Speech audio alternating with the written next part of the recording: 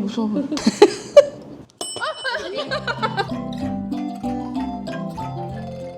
안녕하세요, 쿨쌤입니다. 자, 여기는 지금 보드게임 카페입니다. 여기에서 오늘 제가 여러분들한테 어떻게 하면 보드게임 진짜 재밌게 할 수 있을지를 알려드리고 싶었어요. 왜? 다들 실패하시더라고요. 보드게임을 고르실 때 어떻게 하죠? 쿠팡의 인기 순서대로, 인기템 순서대로 고르신다던가, 혹은 누가 좋대 라고 한다던가, 뭐 학습용 딱 나오면 학습용? 하면서 고르시잖아요. 근데 사실은 이게 처음 하신 분들은 보드게임의 룰 자체를 익히는 게 조금 낯설고 어려울 수가 있어요. 자, 그럼 어떻게 골라야 되지? 아이들한테 고르라고 한번 해보세요. 이렇게 보드게임 카페에 오시는 거예요. 골라봐 라고 할 때 뭐라고 하죠? 재미있어 보이는 거 골라봐 라고 하시죠. 우선은 이게 쫙 스캔을 하는 거지, 눈으로. 그리고 재밌어 보이는 걸 하는 거예요. 자동차를 좋아하는 아이야. 러시아워? 그런 보드게임도 좋고, 도형을 좋아하는 아이야. 그러면 도형을 소재로 한 이런 보드게임들도 좋고요. 그리고 처음부터 너무 뭐 학습적이거나 전략적이거나 뭐 이런 보드게임보다는 파티게임부터 시작을 하시는 거예요. 그러니까 뭔가 전략이 필요 없는, 하나 빼면 무너지고 하하 웃을 수 있는, 이렇게 해서 처음에 분위기를 먼저 살려주고, 그리고 나서 본격적으로 들어가 보는 거죠. 보드게임의 특징이 뭐냐면 케이스들, 상자들이 되게 화려해요. 화려하고 다 스토리가 있어요, 여러분들. 그 스토리를 유추해내는 거, 그것도 굉장한 재미거든요. 그럼 아이들이 이걸 만약에 골라왔어. 그러면 바로 우와 열지 마시고, 이거 왜 골랐어? 뭐 재밌을 것 같아요. 뭐가 재밌을 것 같은데? 어떤 내용이 있을 것 같은데? 서커터스 아니겠지. 그래? 한번 흔들어 볼까? 이런 것도 해보시는 거예요. 그래서 저는 수업할 때 아이들 막 열고 싶어 그거를 저는 기대감을 더 이렇게 올려줘야 되기 때문에 자, 손, 무릎 이렇게 한단 말이에요. 이야기, 스토리텔링을 하는 거예요. 자, 이 안에 주인공이 누구일 것 같아? 그리고 나서 아이들하고 막 얘기를 한 다음에 그 다음에 열어보는 거죠. 자, 열었어. 자, 우리의 문제점은 뭐냐면 연 다음에는요, 뭘 봐요? 설명서, 이거 설명서를 본단 말이에요. 근데 사실 설명서가 그렇게 친절하지는 않거든요. 그죠? 그래서 처음이신 분들은 이 설명서를 어떻게 읽어야 되는지 이런 것조차도 좀 어려워요. 그러니 잠깐 내려놓자고요. 구성이 뭔지, 여기 나무에, 지금 나무로 되어 있거든요. 원목으로. 그리고, 우리 아까 어땠어? 자, 우리 아까 여기 상자에 있는 아이들이 다 있는지 찾아볼까? 이렇게 매칭시키는 연습도 해보는 거고, 막 꺼내봐요. 꺼내서 얘네들을 어떻게 하면 좋을까? 어떤 게임일 것 같아? 사전 단계를 좀 거치는 거죠. 그 다음에 설명서를 같이 읽는 거예요. 설명서를 아이들이 읽도록 해주세요. 물론 이제 연령별로 좀 다르긴 하겠지만 한 2학년 정도, 그 정도부터는 아이들이 설명서를 읽고 해석하는 거를 연습을 해주는 거 굉장히 효과가 있어요, 여러분들. 사실 저는 잘 안 보여요. 쬐끄맣게 써 있어가지고. 그래서 아이들한테 이거 무슨 게임이야? 저는 오히려 아이들한테 물어보거든요. 물론 의도적인 것도 있고 해서 아이들이 이렇게 하는 거래 라고 해요. 뭐 이 게임은 복잡한 게임은 아니지만 복잡한 게임이 나오는 경우들이 있어요. 그런 경우 어떻게 하냐? 다 안 해요. 무슨 말이냐? 많이들 알고 계시는 할리갈리 보드게임이에요. 그래서 이 할리갈리 보드게임은 우리 이제 젊었을 때 많이 했던, 그죠? 이제 우리는 이제 엄마가 됐어. 부모가 됐잖아요. 근데 이게 어떻게 보이냐면 우리가 신나게 놀던 게임으로 보이는 게 아니라 연산 보드게임 이렇게 느껴진단 말이에요. 우리 어떻게 하죠? 두 명이서 하면 왜 한쪽 이렇게 잡아야 되잖아. 원래대로 했다면 딸기가 하나 나왔어? 그럼 딸기가 모아서 5개 만들면 여기 있던 거를 이렇게 치는 거잖아요. 그죠? 자, 물론 이것도 어려운 게임은 아니에요. 하지만 만약에 유아 친구야, 지금 아이한테 어떤 걸 요구하고 계신 거냐면 모으기를 요구하고 계신 거예요. 1개랑 4개랑 모아서 5개, 2개, 3개 모아서 5개, 쉽지 않은 거라고요. 자, 그러면 규칙을 좀 다르게 해보죠. 뭐 똑같은 거 나오면 가져가는 게임 한번 해볼까요? 잡고, 자, 한 사람씩 번갈아 가면서 냈어. 딸기 나왔네?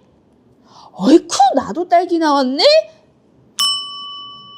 이렇게 치는 거죠. 그래서 딸기 나온 사람이 가져가는 거. 아이한테 결정권을 주세요. 그래서 똑같은 과일이 나오면 가져가는 걸로 할까? 포도가 나오면 무조건 가져가는 걸로 할까? 이런 식으로 해서 아이하고 게임의 룰을 정하시는 거죠. 자, 그리고 나중에 이제 우리가 원하는 모으기 게임으로 진행을 하셔도 되고요. 자, 여기에서 이제 만약 동생하고 형아하고 같이 진행을 한단 말이에요. 시작 자체가 불공평한 상황이 생기는 거잖아요. 저는 이제 저희 아이들한테 그렇게 얘기를 하거든요. 똑같이 하는 게 불공평한 거야. 그래서 시작을 다르게 하는 거죠. 자, 우리 동생은 모아서 5개 하면 가져가는 거고, 형님은 차가 2가 되면 가져간다던가, 차가 1이 되면 가져간다던가, 와, 더 가볼까요? 곱이 10이 되면 가져간다던가. 너무 많이 갔나요? 어쨌든 간에 같이 진행을 할 때는 조금 약간 틀리게 룰을 정하셔도 충분히 재밌게 진행을 할 수 있다는 거죠.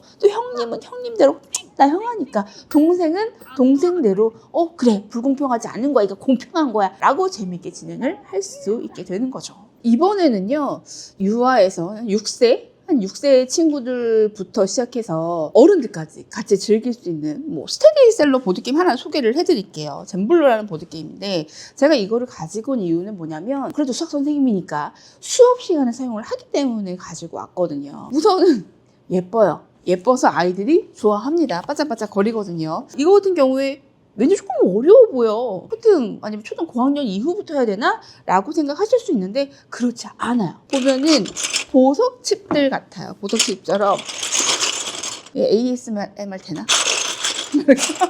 각각에 보면은요, 요거 조각 하나가 정육면체예요. 하나가 1개짜리, 2개짜리, 3개짜리, 4개짜리, 5개짜리 이런 식으로 이루어져 있는 이런 조각들을 가지고 판을 채우는 거예요. 수학 교구 중에 이제 테트라헥스라고 있거든요. 그거랑 연관되어서 예를 들면 사고력 수학 수업이라던가 학원들 이런 데서도 많이들 사용하는 도구인 듯 보드게임인 듯 교구인 듯 하는 이제 보드게임인 거예요. 우선 아이들이 보드게임에 친숙해야 되잖아. 친해져 보자고요. 이게 여러 가지 모양이 들어가 있어요. 내가 가진 걸 가지고 얘네들을 채워야 되는데, 내가 가지고 있는 모양에 대한 이해가 없는 상태에서 막 채우면 어렵기만 하거든요. 자, 첫 번째로 할 수 있는 게 뭐냐면, 전 이제 수업 시간에 이렇게 하거든요. 자, 선생님하고 똑같은 모양 찾아볼까요? 이렇게 해서 각각의 색깔들이 있단 말이에요. 각자 색깔 하나씩 가지고 있고, 선생님하고 똑같은 모양 찾아보자.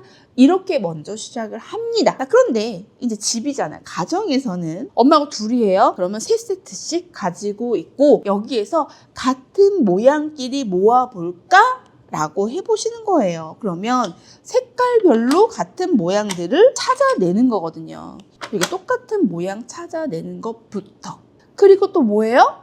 자, 여기 보면은 이렇게 5조각짜리도 있고 4조각짜리도 있고 3조각짜리도 있고 2조각짜리도 있어요. 1개짜리 찾아볼까? 2개짜리 모아보자. 3개짜리 모아보자. 4개짜리 모아보자. 이렇게 개수별로 모아보는 것도 좋습니다. 자, 이거 과정입니다, 여러분들. 자, 이런 과정들을 경험한 친구들은요, 이 조각에 대한 이해가 더 높아지기 때문에 게임을 더 잘 즐길 수가 있게 되는 겁니다. 자, 그리고 또 어떻게 할까요? 예를 들면 저는 똑같은 조각 2개를 가지고 이 모양을 만들었어요. 그런데 아이는 다른 조각으로 이 모양을 만들 수도 있어요. 1조각짜리도 있고 2조각짜리도 있고 이렇게 되거든요. 그래서 아이가 만들어 보는 거지. 저는 이제 2조각으로 이렇게 만들었지만 지금 얘는 3조각으로 이렇게 모양을 만들어낸 거죠. 이 보드게임을 하면 도형 감각이 좋아져요. 내가 원하는 위치에 놓기 위해서는 이 조각을 돌려보기도 하고 뒤집어 보기도 하고, 그런 과정들 속에서 우리 엄마가 이제 의도하는 그 도형 감각도 키워질 거란 말이에요. 생각을 하고 문제를 해결해 나가는 그 과정이 재미있어야 된다고 생각을 합니다. 그러면서 사고력이 키워지는 거거든요. 그리고 혼자 하는 게 아니라 우리 어때요? 상대방과 같이 하잖아요. 상대방을 배려도 해야 되고 순서도 지켜야 되고, 그죠? 우리 표정 관리도 해야 되고, 내가 이렇게 놨을 경우 상대방은 이렇게 하겠지? 그럼 나는 이렇게 해야 되고 그 다음에는 이렇게 하겠지? 압수들을 계속 상상을 해 나가는 거, 그거 자체가 사고력을 키우는 과정이다 라고 생각을 해주시면 됩니다. 가족들끼리 여행 갔어요. 우리 잠깐 쉬자. 서로 다 각자 막 핸드폰 막 이렇게 하고 있는 게 아니라 우리 보드게임 한 판 하자. 저희 같은 경우도 이렇게 작은 거 가져가거든요. 30분, 1시간 동안 보드게임을 하는 거죠. 독일 같은 경우는요, 방 하나 전체가 보드게임으로 가득해요. 손주와 할아버지가 이렇게 골똘히 앉아가지고 보드게임을 이렇게 하는 거지. 너무 부러웠거든요. 그래서 우리 아이 인생에 우리 가족의 그 보드게임을 했던 그 아름다운 시간을 추억할 수 있도록 해보자고요. 와, 너무 좋아. 여러분들 아이들하고 이런 보드게임을 안 한다? 여러분들이 지금 이 영상을 보고 구독, 좋아요를 안 누르는 것과 같은 충격인 거죠, 여러분들. 그죠? 자, 이 영상을 보시고도 너무너무 궁금한 거 많으시죠? 우리 아이는 보드게임만 하면 그렇게 울어요. 저희 아이는 보드게임이 너무너무 싫대요. 자신감이 없어서 그런가, 지는 게 싫어서 그런지 안 하려고 해요. 다양한 고민들이 있을 거란 말이에요. 자, 그런 고민들 댓글에 남겨주세요. 그러면 제가 다음 영상에서 속 시원하게 풀어드리도록 하겠습니다. 저는 다음 영상에서 뵐게요. 감사합니다.